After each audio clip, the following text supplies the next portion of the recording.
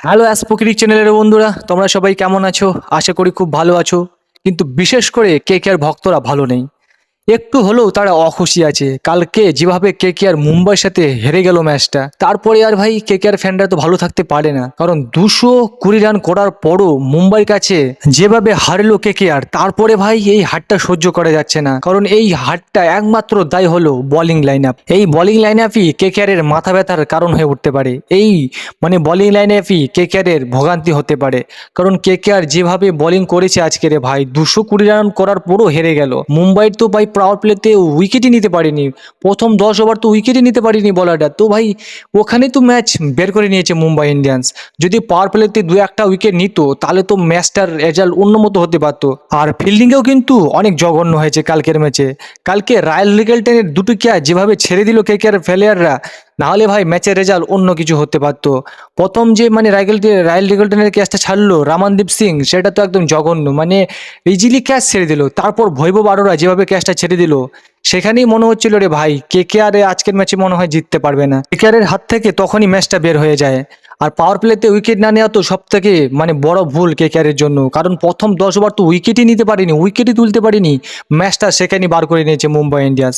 আর Cameron green কেন বল করিনি তা নিয়ে আপনাদের মনে একটা প্রশ্ন আছে। সেই প্রশ্নের জবাব রাচিঙ্কা রাহানে দিলেন। তাকে প্রশ্ন করা হলে তিনি বলেন যে এই প্রশ্নটা আমাকে না করে অস্ট্রেলিয়ান ক্রিকেট বোর্ডকে করো এই প্রশ্নটা। আর সেই একদিন না যেতে যেতেই আজকেই টুইট করে জানিয়ে দিলেন অস্ট্রেলিয়ান ক্রিকেট বোর্ড বিবৃতিতে সাফ সাফ জানিয়ে দিয়েছেন যে আগামী 12 থেকে 15 দিন ক্যামেরন গ্রিনকে দিয়ে বোলিং করানো যাবে না। তার পিঠের ইনজুরির জন্য তাকে বল করানো যাবে না। যখন তিনি পুরোপুরিভাবে ফিট হয়ে যাবেন তখন তাকে বোলিং করতে পারে কেকেআর ম্যানেজমেন্ট। তো রাচিঙ্কা রাহানে এটাই রাচিঙ্কা রাহানেকে এই প্রশ্নটাই করা হয়েছিল যে ক্যামেরন গ্রিনকে দিয়ে কেন বল করানো হয়নি। আর রাচিঙ্কা রাহানে তিনি সাফ সাফ বলে দিয়েছিলেন যে এই প্রশ্নটা আমাকে না করে অস্ট্রেলিয়ান ক্রিকেট বোর্ডকে করো। আর সেই প্রশ্নটার উত্তর আজকে সাফ সাফ দিয়ে দিলেন অস্ট্রেলিয়ান ক্রিকেট বোর্ড। শুধু ক্যামেরন গ্রিন নয়, অস্ট্রেলিয়ান যত ধরনের প্লেয়ার আছে, যত রকম ফাস্ট বোলার আইপিএলে খেলছে, সেই Pat Cummins, Mitchell Starc, Josh Hazlewood, Cooper Connolly, তারা সবাই নির্দেশে জারি করেছে যে এই প্লেয়ারগুলোকে দিয়ে যতক্ষণ না পর্যন্ত তারা ফিট হচ্ছে পুরোপুরিভাবে, তাদেরকে দিয়ে বল করানো যাবে না। আর কেকেআরের সব থেকে এটাই মাথা ব্যথার কারণ হয়ে দাঁড়ালো। কালকে যদি ক্যামেরন গ্রিন বল করতে পারতো, কালকে যদি ক্যামেরনকে দিয়ে বল করাতো, তাহলে ভাই ম্যাচের রেজাল্ট অন্য কিছু হতে পারতো। কারণ ক্যামেরন গ্রিনকে আমরা দেখেছি, তিনি ভালো বোলিং করেন, তিনি দুর্ধর্ষ বোলিং করেন। অস্ট্রেলিয়ার হয়ে তিনি একার দমে ম্যাচ জিতিয়ে দেন অস্ট্রেলিয়াকে। তো তার বোলিং না করাতে ভাই কেকেআরের তো একটা অসুবিধার জায়গা হলো। তিনি শুধু ব্যাটিং করতে পারছেন, বোলিং করতে পারছেন না। কারণ তাকে এত টাকা দিয়ে নেওয়া হয়েছে একটা প্রপার অলরাউন্ডার হিসেবে। তিনি বোলিংও করবেন, তার সাথে ব্যাটিংটাও করবেন। তো এটা তো ভাই একটা মাথা ব্যথার কারণ হয়ে দাঁড়ালো কেকেআর ম্যানেজমেন্টের জন্য। আর এর থেকে সব থেকে বড় খারাপ নিউজটি হলো রাচিঙ্কা রাহানেকে নিয়ে।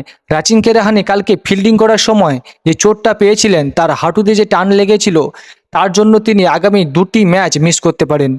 2 এপ্রিল হায়দ্রাবাদের ম্যাচটি এবং 6 এপ্রিল পাঞ্জাব কিংসের বিরুদ্ধে যে ম্যাচটি ছিল, সেই ম্যাচে নাও খেলতে পারেন রাচিঙ্কা রাহানে। তিনি পুরোপুরি যতদিন না সুস্থ হচ্ছেন ততদিন কি সেই রিস্কটা নিবে কেকেআর ম্যানেজমেন্ট, সেটাই এখন দেখার। যা খবর রিপোর্ট শোনা যাচ্ছে যে 2টি ম্যাচ অন্তত মিস করতে পারেন রাচিঙ্কা রাহানে। এখন এটাই দেখার কত জলদি সুস্থ হয়ে উঠতে পারেন রাচিঙ্কা রাহানে, সেটাই এখন দেখার। কারণ রাচিঙ্কা রাহানে যদি না খেলতে পারেন আগামী 2টি ম্যাচ, তাহলে ভাই কেকেআর ম্যানেজমেন্টের জন্য একটা মাথা ব্যথার কারণ হয়ে দাঁড়াবে।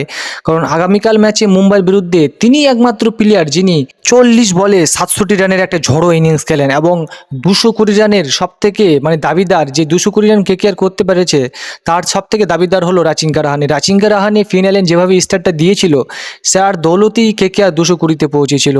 এখন যদি রাচিঙ্কা রাহানে 2টি ম্যাচে না খেলতে পারে, সেটা তো মাথা ব্যথার কারণ হবেই কেকেআর ম্যানেজমেন্টের জন্য।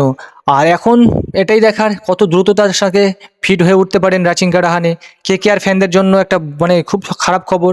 কেকেআর ফ্যানদের এটাই একটা প্রার্থনা করতে হবে ভগবানের কাছে, যেন খুব দ্রুততার সাথে কামব্যাক করতে পারে রাচিঙ্কা রাহানে, এবং 2 তারিখে যে ম্যাচটি আছে হায়দ্রাবাদের সাথে, সেই ম্যাচে যেন ফিরতে পারে রাচিঙ্কা রাহানে। এটাই এখন প্রার্থনা করতে হবে।